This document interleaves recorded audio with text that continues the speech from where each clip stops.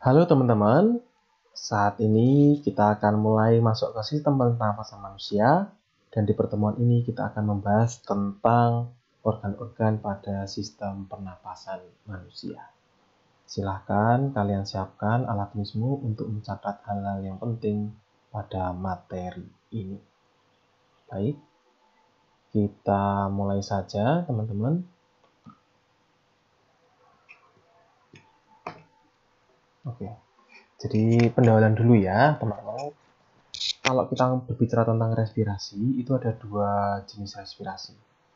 Satu adalah respirasi eksternal, yang kedua adalah respirasi internal. Nah, apa yang dimaksud dengan keduanya ini? Jadi respirasi eksternal itu adalah proses pertukaran gas dari tubuh dengan gas yang ada di lingkungan. Berarti kita tahu bahwa tubuh kita membutuhkan O2, maka itulah yang masuk dari lingkungan ke dalam tubuh kita, terutama ujungnya adalah ke organ paru-paru, ya. Lalu juga ada gas yang ada di dalam tubuh kita, sisa metabolisme, yaitu CO2. Maka di sini akan ada pertukaran O2 dari lingkungan dengan CO2 hasil metabolisme di dalam tubuh kita, yang terjadi secara spesifik di paru-paru. Kita mulai dengan istilah pulmo ya. Ini secara umumnya, atau secara spesifik bagian yang unit kecil pertukaran gas ini adalah di alveolus. Nah, di sini mereka akan terjadi pertukaran gas O2 dan CO2 secara difusi. Ya, jadi otomatis secara difusi teman-teman. Gitu, ya. Nah, maka kamu tahu bahwa saat kita menghirup nafas mulai dari hidung sampai paru-paru, lalu nanti kita juga akan mengembuskan nafas. Nah, itu termasuknya jenis yang respirasi eksternal. Ya. Next, teman-teman tahu bahwa dalam respirasi eksternal, ya, O2 akan masuk ke pada ujungnya nanti O2 akan masuk ke dalam darah dan akan disebarkan ke seluruh sel-sel di tubuh lewat peredaran darah. Nah, saat O2 masuk ke dalam sel-sel, kita di dalam sel itu nanti O2 akan digunakan untuk proses respirasi internal, atau istilah lainnya adalah respirasi seluler. Ya. Di sini artinya adalah O2 yang tadi sudah masuk dalam sel, itu akan dilakukan proses perombakan. Ya. Jadi di sini glukosa dengan menggunakan oksigen itu akan dirombak, akan direaksikan, sehingga akan menghasilkan energi ya, berupa ATP dan gas sisa pembakaran itu adalah hasil sampingannya ya teman-teman ya, bisa berupa karbon dioksida. Serta jangan lupa ada sebagian air juga dihasilkan di sini, sebagian molekul air. Nah, itu. Dan di dalam sel, seperti yang sudah kita pelajari sejak lama, yang nanti akan terlibat adalah organela mitokondria. Kamu sudah tahu seperti apa reaksinya. Silakan dipelajari dari materi-materi sebelumnya. Gitu teman-teman ya. Next, nah kita akan mulai ke alat pernafasan. Mulai dari yang pertama, yaitu hidung atau rongga hidung. Baik. Pertama teman-teman ya, di hidung dan rongga hidung ini terdapat saraf penciuman juga atau saraf pembau yang disebut sebagai namanya ya saraf olfaktori. Inilah yang berperan untuk menghantarkan rangsang bau sampai ke otak kita, otak besar kita, sehingga kita bisa menginterpretasi ini tuh bau apa ya. Oh, ini tuh bau bunga mawar misalkan wangi. Oh, ini tuh bau misalkan ya, ini bau sampah nah, gitu, yang nggak enak. Oh, ini tuh bau tanah yang kena hujan, seperti itu. Nah, itu bisa terjadi karena saraf olfaktori menghantarkan rangsang bau ke otak kita. Ya, gitu. Nah, seperti yang teman-teman tahu dan kamu sudah punya, bahwa hidung kita tuh punya dua lubang, kanan dan kiri, yang dibatasi oleh sekat hidung, atau ini disebut sebagai septum. Dan septum kita itu terbuat dari tulang rawan ya teman-teman ya. Terbuat dari tulang rawan atau kartilago. Makanya lunak sekali di situ. Next, apa ya fungsi dari rongga hidung? Ya. Atau deskripsinya juga. Jadi yang pertama, ini berhubungan dengan rongga mulut. Ya. Terutama nanti akan bertemu di bagian faring. Bisa ini yang menjadi penyamping. Lalu fungsinya adalah untuk ini menyaring udara karena punya bulu hidung dan juga lendir, teman-teman. Lalu juga bisa menghangatkan dan juga melembabkan udara. Sehingga udara yang nanti akan kamu hirup itu sesuai kondisinya dengan tubuhmu. Ya, baik itu suhu maupun kelembapan. Sehingga bisa masuk sampai ke tingkat alveolus. Next. Di sini, hidung itu punya rambut-rambut halus dan juga selaput lendir, teman-teman, untuk menyaring udara yang masuk. Nah, ini nanti saat sudah disaring ya dengan rambut halus lalu dijebak dengan lendir yang dihasilkan oleh selaput lendir ya, dan kamu nafas terus-menerus, maka lendir itu lama-lama akan kering gitu ya. Nah, itulah yang disebut sebagai upil ya, teman-teman ya. Kamu kenal itu sebagai upil. Dan itulah yang nanti biasanya kita keluarkan. Ya. Makanya teman-teman, sekarang kamu tahu upil itu sebenarnya itu apa. Ya. Oke. Next, teman-teman. Nah, kita akan lanjut ke faring. Lihat, teman-teman, ini tadi rongga hidung di sekitar sini. Lalu di sini rongga mulut, ya.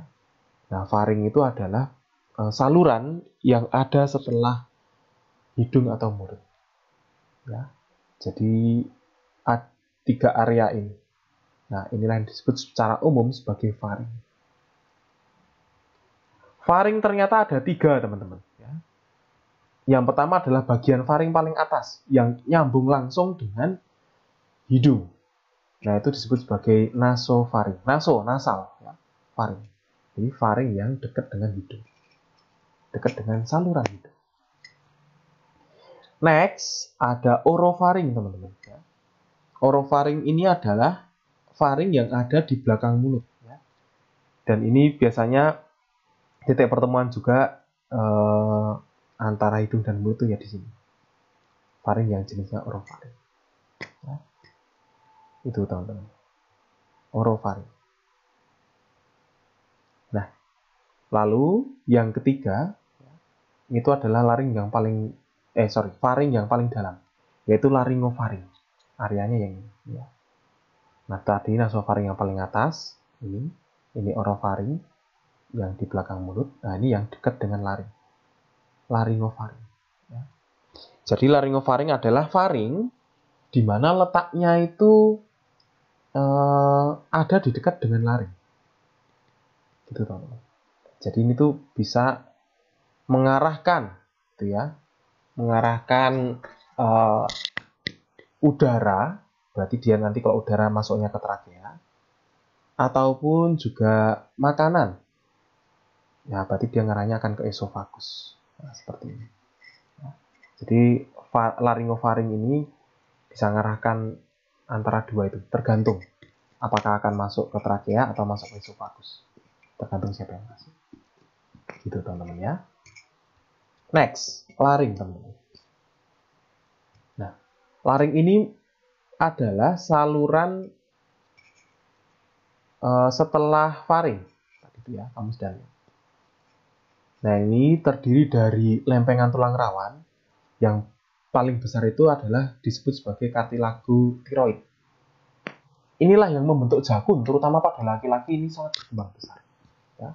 Karena di laring itu juga ada pita suara, teman-teman. Dan kalau cowok-cowok kan pita suaranya tebal. Makanya kartilago tiroidnya pun juga akan lebih besar, menyesuaikan pita suaranya. Nah, itulah kenapa kok ada jakun. Jadi silakan kamu coba pegang jakunmu, itulah letak laring. Apalagi ya ciri khasnya. Jadi ini, teman-teman. Bagian dalam dinding laring ini itu digerakkan oleh otot. Ya. Makanya kalau kamu itu menelan ludah, Itu kamu pegang jagunmu coba, kamu terus tahu. Kayak ada gerakan, jagunmu tuh kayak naik ke atas. Nah itu bisa terjadi karena otot, ya. Dan ototnya sadar, kamu bisa mengatur. Nah ini yang menarik, ya, karena di dalam laring ini, jadi kalau misalkan laring itu ada lubang, itu tuh ada penutupnya atau ada katupnya yang disebut sebagai epiglotis. Ya, gitu. Nah nanti otot yang ada di laring itu akan menggerakkan glotis sehingga glotisnya dapat tertutup bekerja sama dengan epiglotis tadi. Nah, glotis itu apa ya? Mungkin ada yang tanya, Pak, kok ada glotis itu apa? Mudah. Glotis itu hanya lubang pertama atau celah yang pertama pada laring, yang paling atas. Jadi misalkan ada saluran, nah ini misalkan laring begitu ya. Lalu di sini ada pita suaranya. Gini. Nah, lubangnya ini disebut sebagai glotis. Epiglotis di mana? Ya nanti di atas lubangnya ini tuh ada semacam penutup, ya. Semacam penutup. Nah ini penutup ini yang disebut sebagai epiglotis. Nah ini laring itu ya di sini, gitu ya, supaya kamu nggak bingung, gitu teman. Lanjut ya. Nah tadi Pak Ki sudah mengatakan bahwa laring itu terdapat vocal cords atau pita suara atau juga selaput suara, sama saja. Ya. Dan ini bergetar jika ada udara. Ini akan bergetar jika dilalui udara, sehingga bisa menyebabkan kita bisa berbicara, bernyanyi, dan lain-lain. Ya, jadi sekarang kita tahu nih, kalau kita bisa ngomong tuh karena pita suara kita tuh bergetar. Nah, itu menimbulkan suaramu. Next, terakhir, laring itu memiliki katup tadi yang seperti Pak Gip ngomong. Ada epiglotis. Ini selalu terbuka, teman-teman. Dia tuh diam saja, epiglotis. Tapi nanti kalau misalkan kamu tuh misalkan menelan makanan, maka glotis tadi akan menutup, ya. Karena otot di laring akan bergerak ke atas, sehingga glotisnya tuh nabrak epiglotis loh, bisa dipahami ya. Laring kan tadi ada ototnya, ya. Lalu lubangnya kan glotis. Nah otot-otot yang ada di laring tadi itu akan bergerak ke atas saat kamu menelan, sehingga glotisnya tuh akan nempel sama epiglotis dan akan menutup. Itulah kenapa saat kamu menelan tuh ada sekian detik kamu tidak bisa bernafas. Ya jelas, wong glotisnya tuh tertutup sementara kok. Habis itu langsung balik lagi ke bawah. Kamu bisa nafas lagi. Seperti itu. Kenapa ya harus ditutup? Ya kamu bisa bayangkan teman-teman. Kalau kamu itu baru nelan makanan, lalu laringnya itu tidak bergerak ke atas, ya, jadi glotisnya tetap terbuka. Ya kamu makananmu bisa masuk ke laring toh ya. Dan apakah tidak mungkin bahwa laring kemasukan makanan? Mungkin saja. Nah, itulah yang disebut sebagai keselak, teman-teman ya. Tersedak. Jadi kalau tersedak itu kan makanan sudah terlanjur masuk ke laring. Karena tadi nutupnya belum sempurna, makanan terlanjur masuknya ke yang laring. Nah, itu biasanya langsung ada reaksi atau respon batuk, teman-teman. Dan itu memang spontan. Batuk. Supaya laring kita tidak ada benda asing yang masuk ke situ. Hanya udara yang boleh lewat laring. Seperti itu. Lanjut ya. Nah, ini hanya strukturnya supaya teman-teman juga tahu. Ya, jadi kalau dilihat ini tadi bukaan laringnya disebut glotis, gitu. Lalu di sini ada kartilagu yang tadi melindungi membentuk jagung. Gitu, teman-teman. Lanjut ya. Baik, di berikutnya saluran setelah laring, ya, yang tadi sudah kita bahas ada pita suaranya, itu ada trakea, teman-teman, atau batang tenggorokan. Nah, apa ciri khasnya ya? Ciri khasnya itu ternyata di sekujur trakea, ya, sepanjang trakea itu tersusun atas cincin tulang rawan yang bentuknya tuh C. Sehingga ini akan membantu trakea tetap terbuka. Kalau trakeanya tetap terbuka, maka udara akan tetap masuk. Itulah kenapa kalau kamu tuh tertidur terus nggak sengaja dungkluk, gitu ya, kamu tetap bisa nafas kan? Coba bayangkan kalau trakea ini nggak punya tulang rawan itu.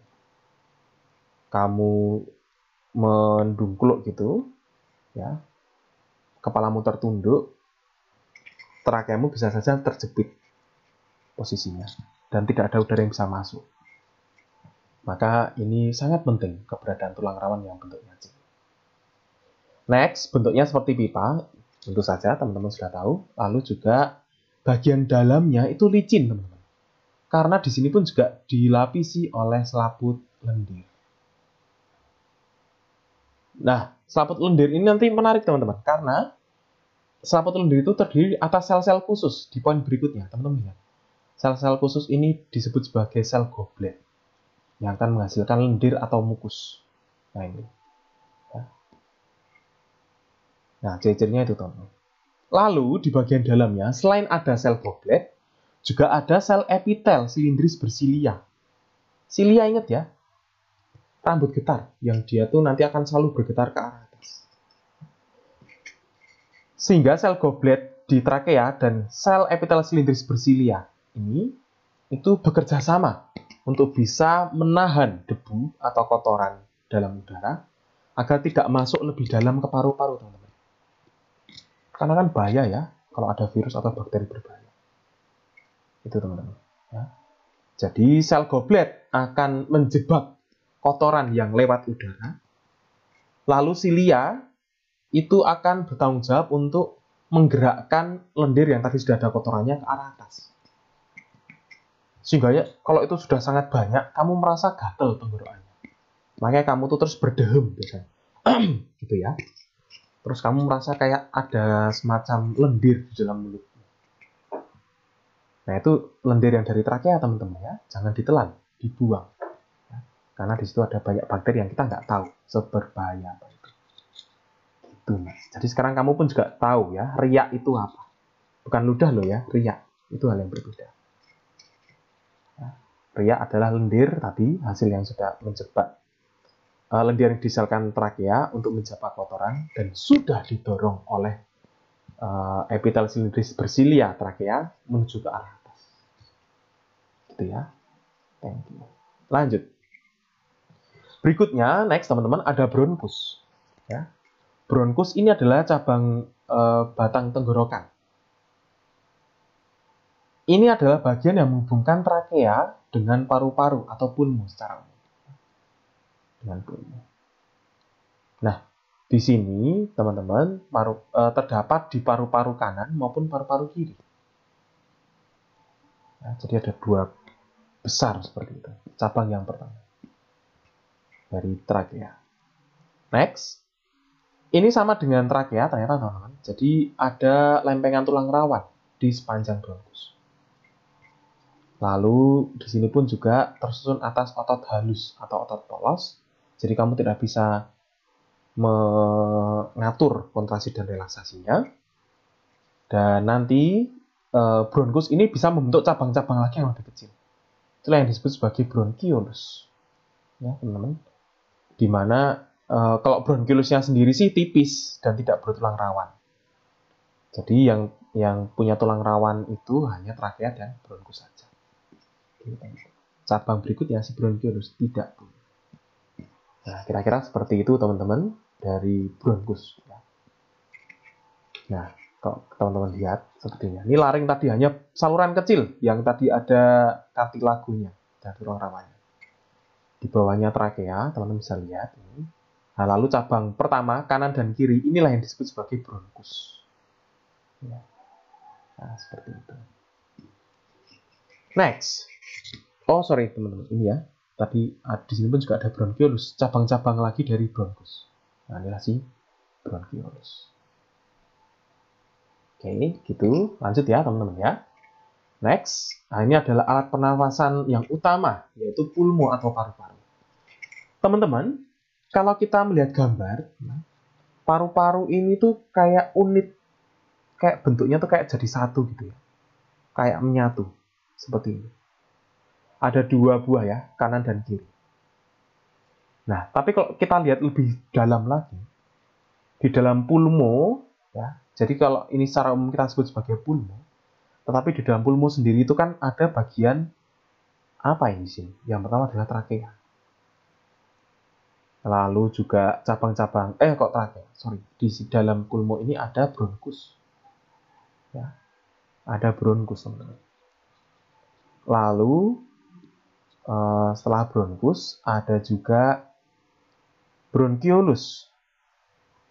Dan yang sudah teman-teman pelajari juga di worksheet bahwa ujung-ujung dari bronkiolus ini membentuk alveolus.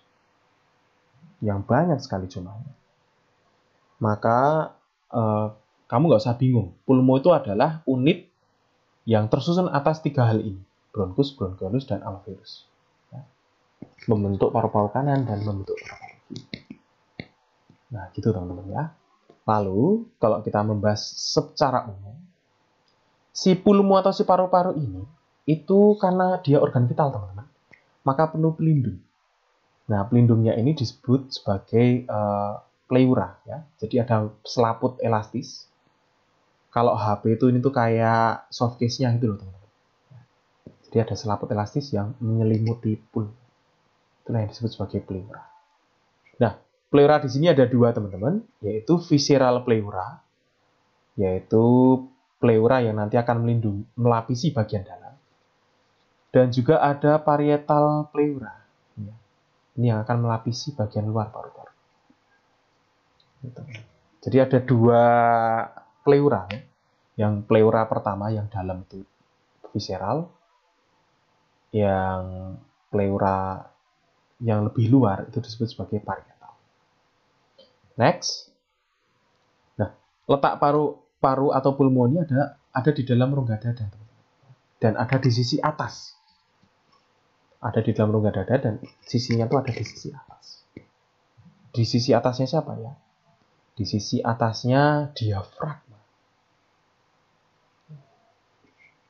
Nah, diafragma itu adalah otot atau sekat yang membatasi rongga dada dan rongga perut. Gitu ya. Jadi inilah letak dari pulmo. Di dalam rongga dada, di atas diafragma. Dan diafragma itu sangat penting untuk terlibat dalam pernapasan. Next, teman-teman, paru-paru kanan, ya, kita melihat dari sudut pandang pasien ya, kanannya, itu memiliki ruang atau lobus yang jumlahnya 3. Jadi paru-paru kanan itu punya 3 lobus. Sedangkan paru-paru kiri itu hanya punya 2 lobus atau 2 ruang saja.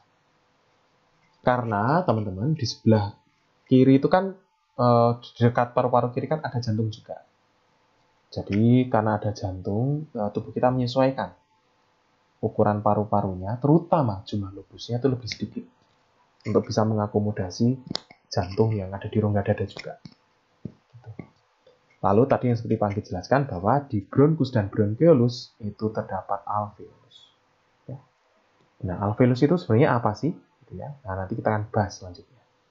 Sekarang Pak Anggit ingin menunjukkan gambar dari pleuranya.